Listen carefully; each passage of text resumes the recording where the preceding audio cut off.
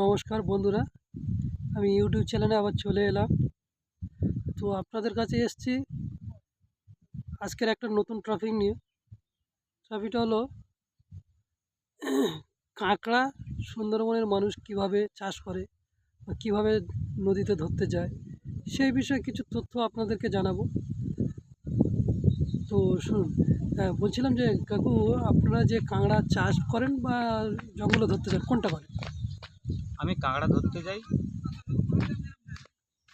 জঙ্গলে, ডোঙায় করে গিয়ে ওখানে বেড়ি জাল ফেলে কাঁকড়া ধরে নিয়ে আসি। নিয়ে এসে স্থানীয় পাইকারি আছে তাকে বিক্রি করা হয়। আমাদের রাত কোনো সময় 3টে, কোনো সময় 2টো, কোনো সময় 2:30, এরকম তিথি হিসাবে যেতে হয়। ও সেরকমভাবে গণের শেষে আবার বাড়ি ফিরে আসি, তাল কাঠের ডোঙা চড়ে যাই। আচ্ছা, তিথি বলতে কি এখানে কোটালের সময় না মরানির সময়? ও একাদশী থেকে শুরু করে আমরা পঞ্চমী, ষষ্ঠী, সপ্তমী পর্যন্ত যদি কাঁকড়া লাগে তাহলে আমাদের ধরা হয়। তা আপনি কত বছর বয়স থেকে এই কর্মে পেশা যুক্ত হয়ে আছেন? কাঁকড়া ধরছি বেশি দিন নয়, আজকে ধরো বছর 15। 15 বছর। হুম, আপনার বয়স এখন কত বছর? আমার এখন বয়স প্রায় 65 পূর্ণ হতে করে তা মাস কাঁকড়া হয়নি। ধরতে যান কি আপনি একা একা যান নাকি আপনার না, সঙ্গে আমাদের কেউ? ডোঙায় একা একা যাওয়া হয়, নৌকায় গেলে তখন 4-5 জন করে যাওয়া হতো তো সে তাহলে তো আগে। অনেকটা রিস্কের মধ্যে দিয়ে আপনারা যাতায়াত করেন। হ্যাঁ, অবশ্য।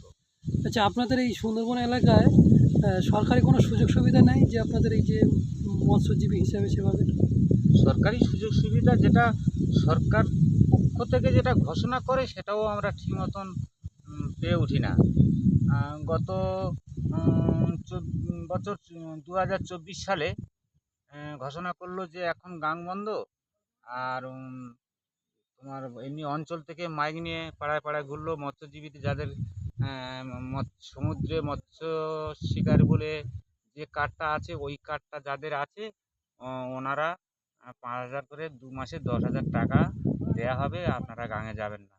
কিন্তু সে বলার পরেও আমরা সে টাকা পয়সা পাইনি। আচ্ছা, 5,000 টাকা কি আর সংসার চলে? না চললেও যেটুকু পাই সেইটুকু ভালো, কিন্তু সেটা বলেও দেয়নি এবছর, একেবারেও ঘোষণাও করেনি নিচের স্তরে পঞ্চায়েত থেকে, প্রধান থেকে। টাকাও পয়সা সে গতবারে জিজ্ঞাসা করলাম প্রধান সাহেবকে যে আপনি তো প্রধান সাহেব আছেন, এই কথা তো বলে পাঠালেন, মাইকে প্রচার করলো পাড়ায় পাড়ায়, তা আমি তো অনলাইনে ফর্ম ফিল আপ করে আপনার অফিসে কাগজ জমা দিলাম, আমি টাকাটা কেন পেলাম না? বলছে তুমি কি পাবে, আমরা কোনো টাকা আমাদের আসেনি, আমরা পাইনি। এই আচ্ছা, পর্যন্ত আমাদের ওই রকমভাবে চলতে হয়। আমাদের গাঙের ধারে বাস করি। এই জায়গাটা হচ্ছে পূর্ব পুকুরিয়া। তো আপনাদের এখানে যে জঙ্গলে যে কাঁকড়া ধরতে যান, সেহেতু কোনো বন্য প্রাণীর দ্বারা কোনো ও বাধাপ্রাপ্ত বা কোনো ও অনেক দুর্ঘটনা? কিছু আছে, বাঘ আছে জঙ্গলে, বাঘ আছে, প্রচুর বাঘ আছে। তা আমাদের কিছু করার নেই। ওই রাতে ভিতে যে যাই বলছি, আমাদের প্রচুর রিস্ক, তবু কিন্তু যেতে হয় বাধ্যতামূলক। আপনার পরিবারে আপনারা কতজন সদস্য? আমার অনেকগুলো সদস্য, তাই ছেলেরা বাইরে আছে এখন। 3টে ছেলে বার হয়ে গেছে, একটা ছেলে আছে এখন বর্তমান। একটা ছেলে আর আমরা স্বামী স্ত্রী দুজন থাকি। তো ওই যা কাঁকড়া ধরেন এতেই আপনার সংসারের জীবিকা অর্জনের কোনো সমস্যা হয় না? যেটুকু হয় সেইটুকু ভালো, অল্প একটু জায়গা জমিন আছে, চাষবাস করি এই পর্যন্ত আর কি। তো আপনাদের সামনে কোনোদিন বাঘ পড়েছিল? আমার সামনে প্রচুর বার পড়েছে। ও, আচ্ছা, কোন সময় বাঘের দর্শনটা বেশি পাওয়া যায়? বাঘের দর্শন পাওয়া যায় বলতে আমরা বাঘের এলাকায় যাই, ওর সামনে আমরা পড়ি। যে জায়গাটা যান সেই জায়গাটার নাম কি বলতে পারবেন? এটা হচ্ছে গিয়ে আমাদের ডাক নামে হচ্ছে কি 20 নম্বরটা, আমরা এখন বর্তমান আমি আপাতত যাই, বেশি দূরে যাই না। আগে ফাগে তখন বয়স কম ছিল, বা তখন জঙ্গলে একটু সরকারি যারা ডিউটি থাকে ওনাদের এখন একটু মন মানসিকতা অন্যরকম ছিল। এখন উপরের চাপেতে ওরা এখন নৌকা ডোঙা দিতে চায় না, মারধর করে। টাইগার প্রজেক্ট টজেক্টগুলো যাওয়া বন্ধ করে দিয়েছি।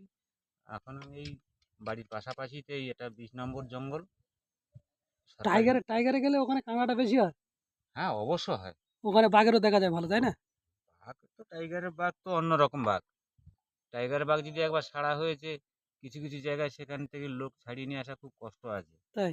হুম। তো আপনার জীবনে যে 15 বছর বা 16 বছর আপনি যে যাতায়াত করছেন, আপনার জীবনে কারোর কোনো না, দুর্ঘটনা না, ঘটেছে? 15-16 বছর যাতায়াত করি না। আমি প্রথম জীবনে অন্য ডিউটি করতাম। তারপরে ওই সেটা বন্ধ হয়ে যাওয়ার পরে মাছকাঁংড়া থেকে আজকে কাঁংড়াটা আজকের কথা হলো 15 বছর। তার আগে আবার মাছ ধরতাম। তো আপনার সঙ্গে কোনো দুর্ঘটনা ঘটেছে? আমার কাছাকাছি যদিও না ঘটেছে কিন্তু একটু দূরে হয়েছে। হুম। ওই যে ভাইয়ের সাথে কথা বলছিলে না? হ্যাঁ, যেখানে বসে আছেন ওই যে ভাই, হ্যাঁ, হ্যাঁ। ওর এক ভাইকে বাঘে ধরেছিল আমার থেকে ১,০০০ আর ১,২০০ হাত দূরে। হুম, ১,০০০-১,২০০ হাত দূরে। হ্যাঁ। মানে তা এবার দেড় ওই হাজার ও ফুট। হাঁকাহাঁকি করে মোটামুটি ও বাগের থেকে ছেড়ে চলে এসেছিল। তা বর্তমান তাকে আবার নিয়ে আমি মোটামুটি আবার বাড়িতে নিয়ে এসে তুলে দিয়ে চিকিৎসালয়ে নিয়ে গিয়েছে। ও মোটামুটি এখন সুস্থ আছে। ও আর নদীতে যায় না। আপনারা মধু-টধু ভাঙেন? মধু ভাঙি বলতে আমি মধু ভাঙার লোক, কিন্তু এমন একটা সমস্যা হয়ে গেছে আমি এখন চোখে দেখতে পাই না। আর বয়স হয়ে গেলে কেউ নিতে চায় না। আর পাসও আমার হয় না। এরকম আপনার একটা বয়স সমস্যা। এখন কত? 65? ৬৫ তে একটু বাকি আছে, ওই ২-৩ মাস বাকি আছে। তাহলে এভাবেই আপনাদের চলে, তাই তো? এইভাবে চলে। আচ্ছা, বর্ষার সময় যদি এখানে কোনো প্লাবন হয় বা কোনো ঝড় হয়, তখন আপনারা কি করেন? আমাদের ওই ঘোষণা আছে না? ফ্লাশ সেন্টার করে দিয়েছে বর্তমান, সেই ফ্লাশ সেন্টারে গিয়ে উঠতে হবে। এখান থেকে কতটা দূর আপনার বাড়ি থেকে? আ ৩ কিলোমিটার ফ্লাশ সেন্টার। তা এখন ওই এমন একটা দিন এসছে, এই আমার পশ্চিম বাংলার ছেলেরা তো রুজি রোজগার না করতে পেরে ভিন্ন রাজ্যে যাওয়ার জন্যে বাড়িতে ছেলেপুলে পয়সা ইনকাম করে নিয়ে আসতে কিছু ঘরবাড়ি করা আছে, তাতে ছাদ ফেলা ঘর আছে। তাতে হুটহাট করে ছাদ ফেলা ঘর যারা আছে ওদের তেমন একটা সরে যেতে হয় না। তা আপনাদের রাস্তাঘাটের তো অবস্থা খুবই খারাপ। রাস্তাঘাটের অবস্থা তো বেহাল। আপনাদের যদি কোনো বিপদ-আপদ হয় তো তাহলে সেহেতু বিপদ আপদ কি, রাস্তায় এমনি মানুষ হেঁটে গেলে পড়ে গেলে তাকে আবার নিয়ে যেতে হবে একদম যেকোনো স্বাস্থ্যকেন্দ্রে নিয়ে এই যেতে হবে। রাস্তা সারাসারির ব্যাপারে কোনো পঞ্চায়েত থেকে কোনো কিছু সুরাহা মিলছে না? ওই শুনছি হবে, কবে হবে যতক্ষণ না হয়, কেননা এরকম বলে বলে আসছে তো আজকে বহুদিন। তাহলে এবারে যতক্ষণ না হচ্ছে আর ভরসা হয়নি যে ওই ব্যক্তি বলছে বা উনি আমাদের প্রধান আছে বা উনি আমাদের পঞ্চায়েত আছে বা উনি আমাদের নেতা আছে, হবে একদম শিওর এটা আমি এখনো বলতে পারছি না।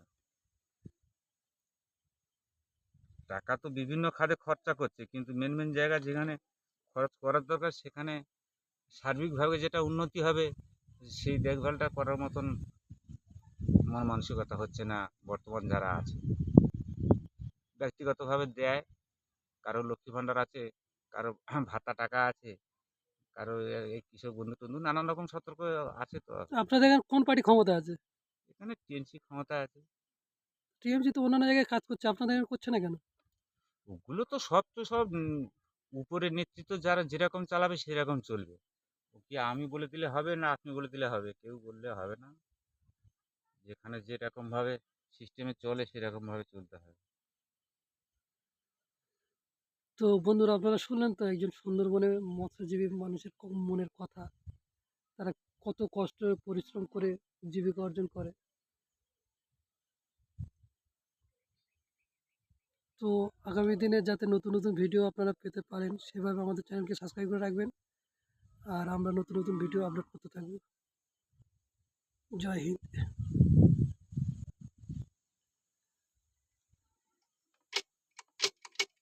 চলো বন্ধু।